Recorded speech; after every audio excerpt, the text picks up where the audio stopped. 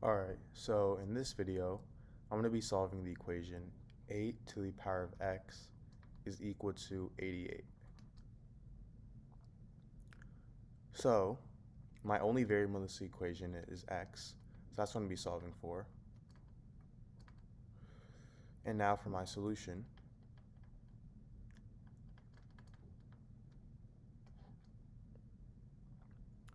I'm going to first start by rewriting my equation down here so I have a little more solving space. So my equation is 8 to the power of x is equal to 88. Now I'm first going to start by taking the log on both sides. So I get log of 8 to the power of x is equal to log of 88.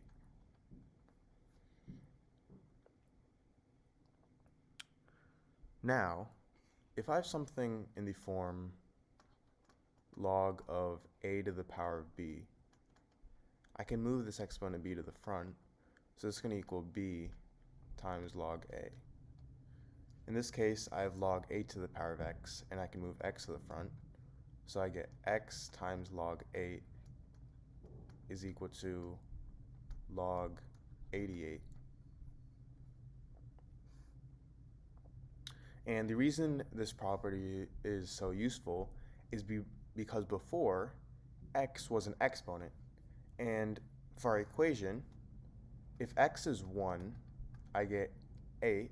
If x is 2, I get 64. And if x is 3, I get 64 times 8, which is 512. And we want to find what value of x results in 88, which is somewhere in between 2 and 3, but we don't know exactly where because it's going to be a decimal.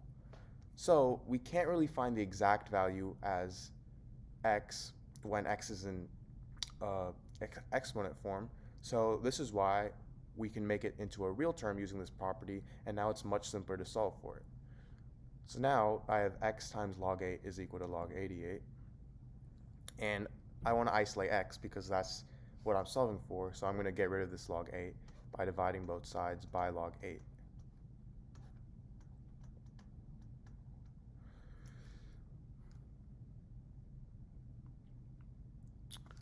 So now these two cancel out, and I get x is equal to log 88 over log 8. Now log 88, I can rewrite this as log of 8 times 11. So I have log of 8 times 11 over log 8. And now another property of logarithms is that if I have something in the form log of a times b, this is equal to log a plus log b. So log of 8 times 11 is going to equal log of 8 plus log of 11, and I have this over log of 8. Now, if I have something in the form a plus b over c, this is equal to a over c plus b over c, which is a simple fraction property. So log 8 plus log 11 over log 8, I can write that as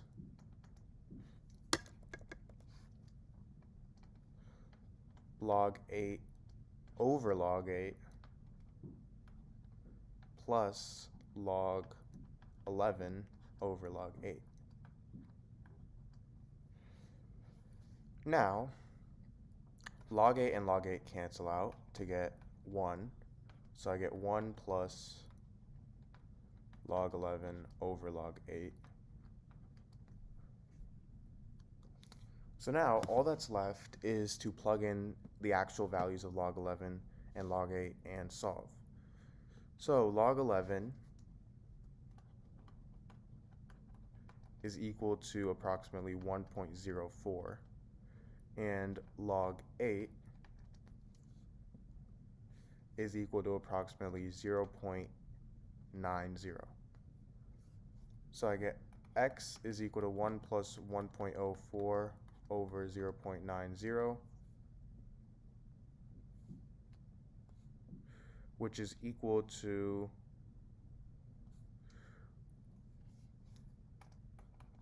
1 plus 1.16, meaning x is equal to 2.16. So this is my answer. Alright, so in this video, I'm going to solve the problem 2 to the power of 25 minus 1. So, to first start, I'm going to rewrite 2 to the power of 25 as 2 to the power of 24 plus 1. And then we have our minus 1 at the end.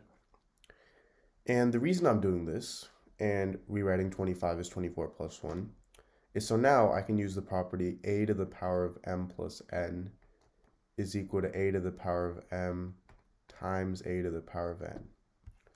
So 2 to the power of 24 plus 1 is going to equal 2 to the power of 24 times 2 to the power of 1 minus 1.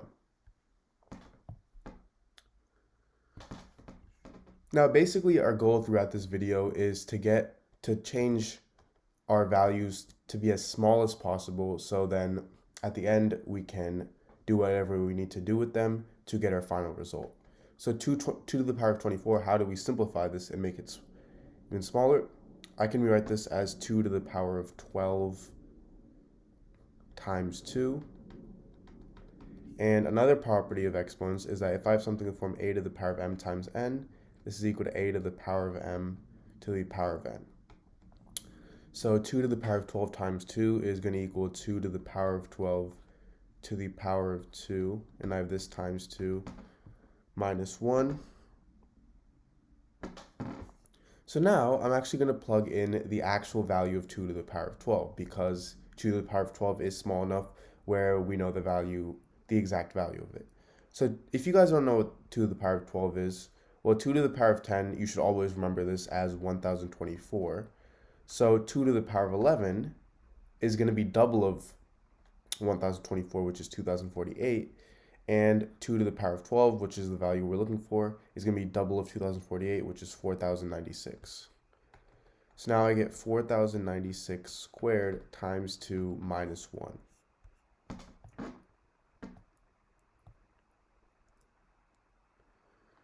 And now this is equal to, I'm going to simplify this, 4,000 plus 96 squared times 2 minus 1. And the reason I'm doing this is because 4096 squared is really hard to calculate by itself. So if we change it to 4000 plus 96 squared, I can use the property a plus b squared is equal to a squared plus 2ab plus b squared. So in this case, a is 4000 and b is 96. So this turns into 4000 squared plus 2 times 4000 times 96 plus 96 squared. And I have all of this minus 1. Oh, sorry, all of this times 2 minus 1. Now, 4000 squared is equal to 16 million. 2 times 4,000 is 8,000, and 8,000 times 96 is equal to 768,000.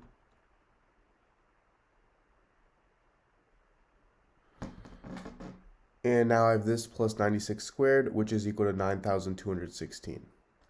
And all of this I have times 2 minus 1.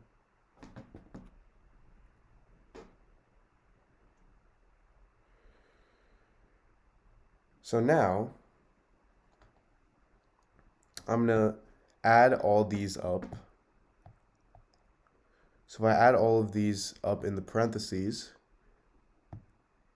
I get 16,777,216. So now I have this times 2 minus 1. So if I multiply this by 2, I get 33,554,432, and I have this minus 1, which is equal to 33,554,431. So this is my answer to this problem.